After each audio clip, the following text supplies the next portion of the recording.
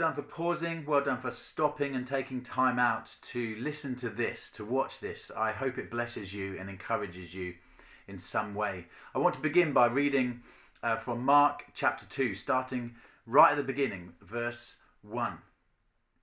And when he returned to Capernaum after some days, it was reported that he was at home, and many were gathered together, so that there was no more room, not even at the door. And he was preaching the word to them. And they came, bringing to him a paralytic, carried by 4 men. And when they could not get near him because of the crowd, they removed the roof above him. And when they had made an opening, they let down the bed on which the paralytic lay. And when Jesus saw their faith, he said to the paralytic, "Son, your sins are forgiven." Now in the story, Jesus goes on to heal the paralytic man as well. He says to him, "Get up, pick up your mat and walk." And he does. It's an amazing miracle, one of the amazing miracles of Jesus. And everyone is amazed at Jesus, at who he is and what he does. But I've stopped where I stopped because last week I went on retreat with some other youth workers from the diocese to Waverley Abbey in Farnham, a beautiful, quiet place, just to have a quiet day. And the people who were leading the day used this passage, and the focus was on the 4 men who brought their friend to Jesus. Was one of the focuses, and so I wanted to just share something to help you think about that, to encourage you to reflect on those 4 men.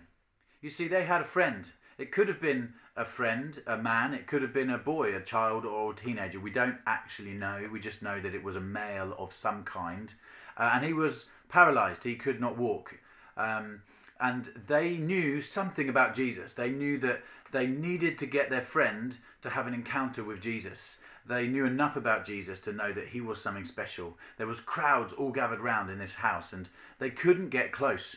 So they picked their friend up and they took him onto the roof of the house, and they dug a hole in the roof. Just think about that for a moment. They dug a hole in the roof. The barrier was the crowd. They obviously couldn't get through the crowd because they were so packed. Imagine how packed that crowd was around Jesus, that it was easier to go on the roof and dig a hole in it than it was to get through the crowd. So many people.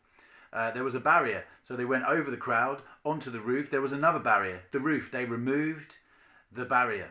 They dug through and they lowered their friend to Jesus because they knew their friend needed to meet Jesus. And that's what I want to encourage you with today. The story of those men who were willing to do anything so that their friend encountered Jesus. And my question today is, well, there's 2 really. Are there any barriers in your life that are holding you back from an encounter with Jesus, are holding you back from meeting Jesus? Perhaps it's you're too busy with work, or too busy with home life, or maybe you're broken in some way and you feel, I can't come to Jesus. I'm not good enough to come to Jesus. I'm not worthy to come to Jesus. Maybe you've been hurt some way in the past, maybe by church or by a Christian. There's all kinds of things that serve as barriers to us. And I want to encourage you that actually Jesus can meet you where you're at.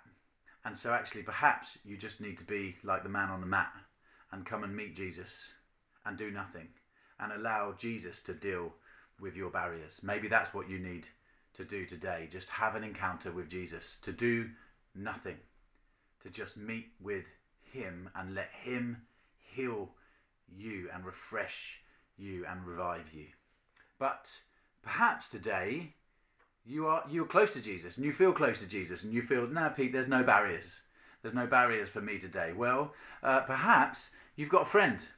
You will have a friend who actually needs to meet Jesus, and meeting Jesus will be the best thing that they can possibly do at the moment. So maybe you can be like one of those 4 friends who will do anything to help their friend have an encounter with Jesus. Maybe that's invite them on an Alpha course. Maybe it's just have dinner with them and chat to them and be their friend and love and care for them. Maybe it's invite them on the prayer course or the bereavement journey.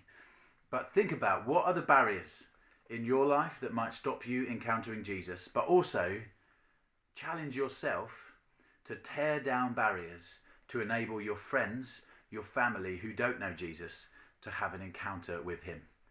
Encounters with Jesus, meeting Jesus, it is the best thing anybody will ever do.